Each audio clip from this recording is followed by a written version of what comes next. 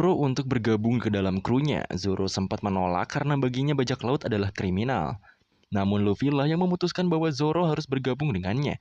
Mendengar Zoro adalah ahli pedang, Luffy mengatakan ia akan mengambil pedang Zoro yang ditahan dengan syarat Zoro harus menjadi krunya. Saat Luffy sedang menyusup untuk mengambil pedang Zoro, diperlihatkan Kapten Morgan sedang mendirikan patung dirinya. Helmeppo mengadu kepada ayahnya untuk membunuh orang yang memukulnya, yaitu Luffy. Namun Kapten Morgan malah memukul Helmeppo karena dia adalah anak yang tidak berguna dan tidak seperti ayahnya.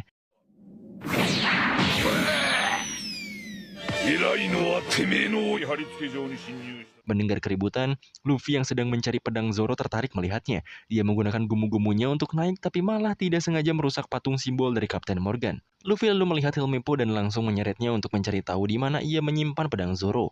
Di tengah kejar-kejarannya bersama Marin di lapangan salib, Koby di tengah menyelamatkan Zoro dan menceritakan bahwa ia akan dieksekusi besok pagi dan hanya Luffy lah yang satu-satunya bisa menyelamatkan Zoro. Di tengah percakapan mereka, tiba-tiba Kapten Morgan dan bawahannya menyerang dengan menembaki Koby dan Zoro. Tetapi tepat pada waktunya, Luffy meluncur dengan jurus Gomu-Gomu no Mi-nya. Ia membalikan peluru yang ditembakkan bawahan Kapten Morgan sembari memperkenalkan diri sebagai orang yang akan menjadi Raja Bajak Laut.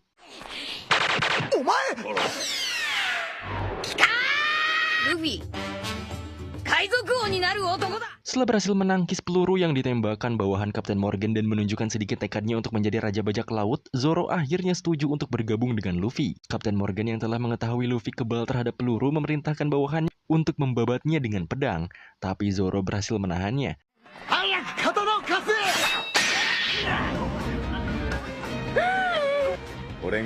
Saat itu juga Zoro berjanji akan bergabung dengan kru Luffy, tetapi hanya untuk mencapai keinginannya saja, yaitu menjadi pendekar pedang nomor 1. Setelah itu Luffy dan Zoro melawan Kapten Morgan dengan mengkombo jurusnya.